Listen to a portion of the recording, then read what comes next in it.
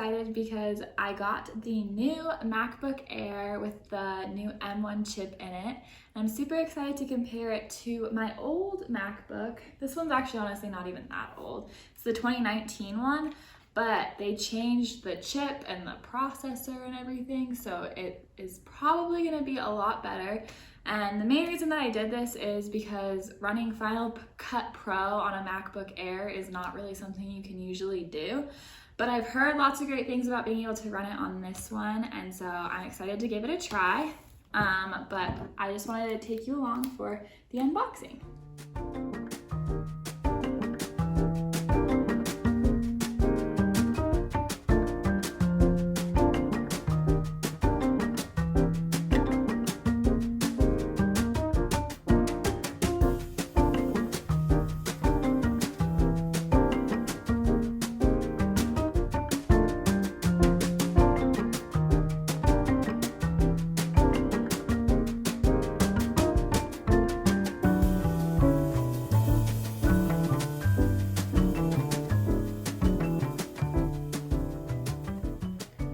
Okay, so now I am going to show you how I customized my new MacBook Air.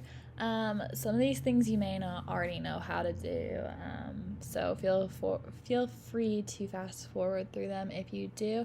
First of all, we're just going to start really simple. If you go up to System Preferences, you'll notice that like my highlighting bar is pink.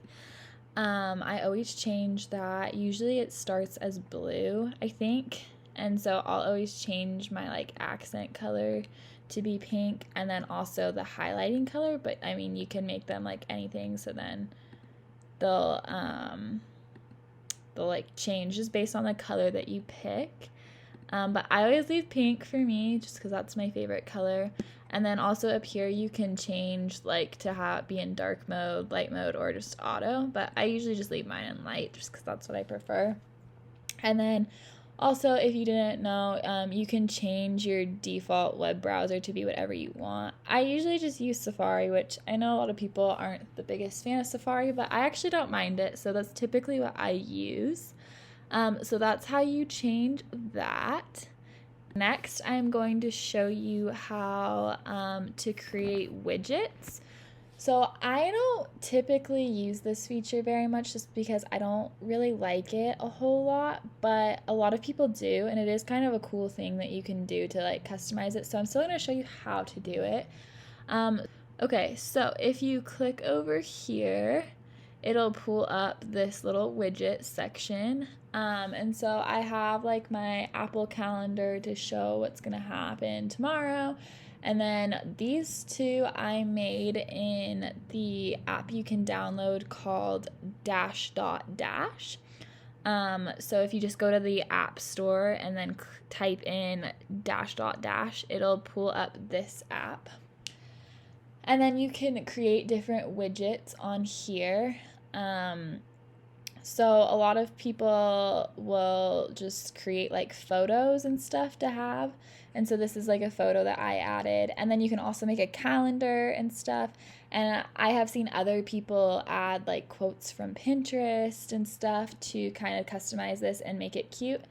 And then you can also add like different Apple widgets and stuff too. You can add photos, podcasts, screen time, weather and stuff. If you want to customize it, that's how you do it. And like you can change this to be like bigger and stuff, depending on how you want it to be. And like, okay, next I'm going to show you how to change your desktop folder icons to be an image.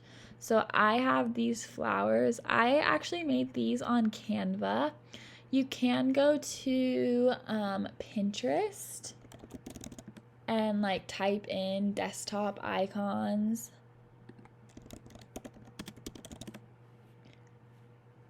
And then it'll pull up different ones that people have done. There's some that you can pay for, or you could put in free. And then like there will be different icons that people have made. So like this one would be like a cute rainbow. And so like once you find one that you like, just save it to your desktop as an image. If you're interested in how I made mine, I use Canva. And so if you see here, I have this flower. I just searched like in elements, like flower, whoops, and it'll bring up all different kinds of stuff, and like you can customize the colors of them and change them and stuff. And then to get a transparent background for free, you can go to this website called Lunapic. So first I'm going to download this so that I can have the image, and then you upload it to Lunapic. So let's just drag this onto our desktop for right now. And then upload, and then drag the image in. And then I want transparent to make the background transparent. Otherwise, you'll have a white block on your desktop icon around the flower, which isn't as cute. So then just make sure that it did the kind of transparency that you want, which looks good. So I am going to save, and then it'll download into your folders here, and then you can just drag this out. Okay. And then to put it onto your folder, so let's make a new folder. So here is just my normal folder that Apple creates. So I am going to use the one that I made, open it, and then you do Command A to select it, Command C to copy it, and then go to get info on this folder. So when that happens, this will pull up, and then you're gonna select this little folder icon and then do Command V to paste the image there. So it's really easy. It's actually not too hard, and then you can do that with any image that you want. Just make sure that you select the image, copy it, and then paste it in. So you can see that it changed here. And I think it's really cute. It's easy to make like whatever kind of icon you want on Canva. Or like I said, you can just go, and there's a ton of like pre-made ones on Pinterest already. Next thing I'm going to show you how to do is to make my desktop background. So like I said, I don't ever really use widgets. It's just not my thing.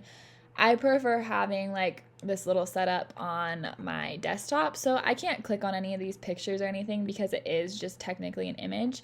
But I made this on Canva, so I got some inspiration from other people on Pinterest, but I decided to just make my own so that it looked exactly how I wanted to.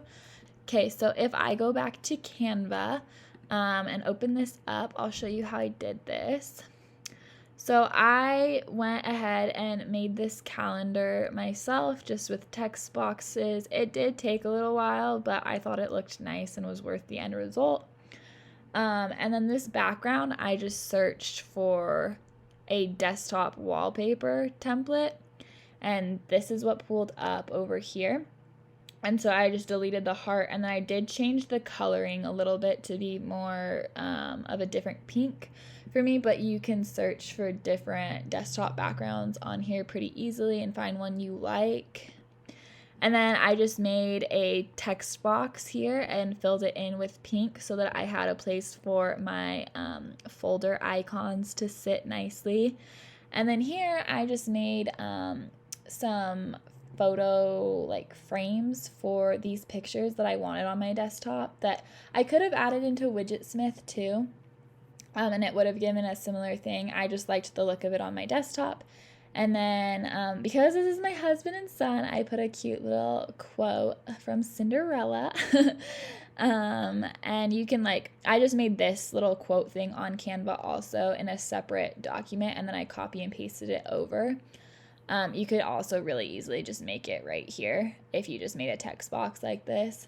And then this was just a little element that Canva already had. So it was really easy to make. And obviously this will have to be updated monthly, but I thought it looked really cute and I really liked how it turned out.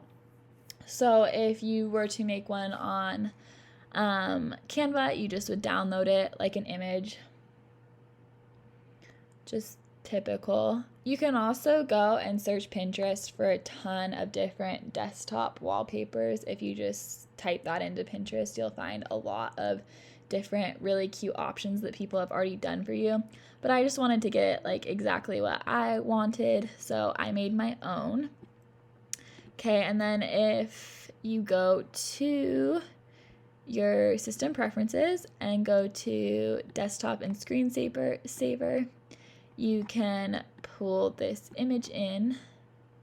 And so it does not fit. As you can see, it has the lovely blue all around it. So if you go and take this dropper tool, and then I just picked this color, and it'll change to be that color, which looks a lot better. So you can use the little dropper and go like anywhere on the picture, and it'll change to be that. So I think that looks a lot better. Okay, so that's how I did my little custom desktop. Pretty easy to do, and like I said, you can make it exactly what you want, which is nice. And then the last thing that I'm going to show you is how to change the background of your Chrome or Safari browser. So this is what my Google Chrome browser looks like when I pull up. I have this little like pink ornament image that I just found on Pinterest. So I was trying to make it Christmassy, so that changes kind of seasonally for me. Okay, but if you want to change it, you just come to this little icon over here. And then they have a bunch of like preloaded ones you can do, or you can upload. So I have my ornament one right here saved. And so it'll just change to whatever you click. And then also if you go to color and theme, they have a ton of different like colors you can put onto your like search bar and like the tab area. But if you use the little dropper tool, you can take and drop it onto the image and make it match, or you can just use one of the like pre-made ones that they have and get it as close as you want. You can also do the colorizing theme without having an image, so it'll just make this all like pink for me, or all yellow or orange or whatever you pick. So that's really easy and a fun way to make it a little more customized. And then if we pull up Safari, I have this little Christmas tree one, but I mean I could do the same by coming down here, and then if I deleted that, it would just be gray. And then they have a bunch of like customized ones already you can do, or you can again just go to wherever you saved the image that you found, and like I said, Pinterest is a great place. So mine are just all saved here, and so my Christmas tree one is right there. And then you can also change like what you see here. So like you could add your reading list or your frequently visited or whatever you wanted. But I just have it pretty simple. I mean, I don't even need the privacy report, honestly, but so yeah, that's pretty simple. Also, you can't necessarily do as much on Safari as you can on Chrome, but still fun nonetheless. All right, so that is how I customized my new MacBook Air, and I am really loving the new MacBook, so I'm excited to talk about that now. Okay, so it has been about a week since I got my new MacBook Air, and so I thought I would do a little review and comparison of it to my old 2019 MacBook Air. So the biggest difference between them is that the new one has the M1 chip in it, and I heard that that was like a pretty cool thing for this little laptop to be able to run that. And so I was interested to see how much of a difference it made, and it makes a difference. Like, I love this new one a lot. And I definitely think it was worth the upgrade for me. But some of the things I love is that this one doesn't have a fan anymore. So when you're running things like Final Cut Pro, or like you have a ton of stuff running at once, like you can't hear it, which is so different because like this one, even just trying to run like one clip in Final Cut Pro, it's like about to blow up with the fan just because like it's not made to run video software. I mean, MacBook Airs never really have been, but like it's so cool because this one will run Final Cut Pro so smoothly. Like it just like you can like glide through the video so easily. And it's like hardly like hot, like even because it has that like thermal cooling in it now and stuff, but like you don't hear a fan, it's not like blowing up in heat, which is like so amazing. And so I love that about it. It's a really cool feature. Like I said, it's a lot faster at running different software. It can handle a lot more at once than my other one can. Final Cut Pro goes so much faster, and like if you have a bunch of different software or applications open at the same time, it's running a lot more smoothly and efficiently than my old one did.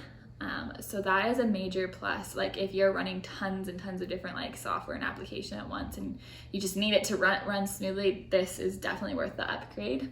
Also, I've noticed that, I don't know if it's just because it's a new laptop or not, but the battery on this seems to last a little bit longer. And so like if I would run like my hardcore softwares and like Final Cut Pro and stuff on this one, the battery would just get drained out of it so fast, but because like it was working so hard and the fan was like just constantly blowing. But on this one, like it lasts forever, and like I think it's just because it's not working as hard and stuff, so it definitely has like up to my battery life. The next big benefit for me was that this new one had an extra 128 gigabytes of storage. This one was 128 gigs and this one is the 256, which is the minimum you can get on the new M1 chip MacBook Air, which is great. I mean, it's still not a ton of storage. Like if you are running video software and doing video editing and stuff, you should definitely have a hard drive, which I mean, with MacBooks, if you have a lot of stuff like that, definitely get a hard drive too. It's still worth it even with the upgrade space because you'll run out of the space really quick. But it helps my MacBook run a lot more efficiently when it's not like stuffed to the brim with storage, because I was like stuffed on storage with this, just even with like documents and the iOS and stuff, like taking up all my storage and stuff. But this is also nice even if you're not running the video storage, because I feel like you can like, if you're using it for school, you have a lot more space to put like your homework assignments and like different things on to store it. So it's really good just to have the extra amount of space. I love that the minimum now is 256. The other thing that's different, I mean, these essentially look identical. Like they're the same laptop like in look form, but they did change the keyboard on this one to be their Magic keyboard that they put on their Pros. And I like it a lot. Like you can tell the difference when you're typing. It's just so much like more like smooth and like satisfying when you type. And then they did change some of the keys. These keys up here, like they have a search key and like a voice key and like the do not disturb. And then also this key down here, if you press that when you're typing, it'll pull up emojis now, which my old one didn't do that, so that was pretty cool. But overall, typing on this keyboard is like more satisfying. So I do like that they upgraded them to have the Magic keyboard as well. And then same as my 2019 one, the same little headphone jack, and then they do have the 2 USB-C ports in them, which is kind of annoying, but I did find on Amazon this little nifty thing that plugs into your USB-Cs, and it'll give you 2 USB-Cs, 2 USBs, and then 2 of the SD card slots, and then it also has an HDMI connection on it, and it's so nice. I can have my mouse plugged in, and I can have my storage drive going while it's charging, and then you can have your SD card in there too, and so like you can have everything going at once, which is nice. This was, I think, about $40 on Amazon, but like definitely worth it, just because like if you have to plug in that many things at the same time, it can get annoying to only have the USB-C ports, but I mean that's no different than on my old one, so that has stayed the same. Overall, they're basically the same laptop in like looks. Like they look identical and stuff, and you can't really tell much of a difference just on the appearance and stuff. So definitely don't upgrade, because it won't, like, you won't be able to tell if you're just looking for like the newer looking one, because they look the same. Why I would upgrade is if you are wanting to run video editing software, or that software that's just like really hard for my older one to run, and you don't want to upgrade to a Pro. Because for me, I was thinking about upgrading to the MacBook Pro, but I've always had a MacBook Air and I just love them. I've had one since like early 2010s and stuff. And so I just love like the Air. I'm used to it, and I do love that the Airs come in this like gold color that like essentially looks pink too, because the Pros don't. And this is a cheaper price tag than the Pro, but with the new M1 chip, it's running the same way as a Pro would and stuff, which is amazing, because like you could never edit videos on the old one and stuff. I even tried it. It didn't work out very well. It was like so hard.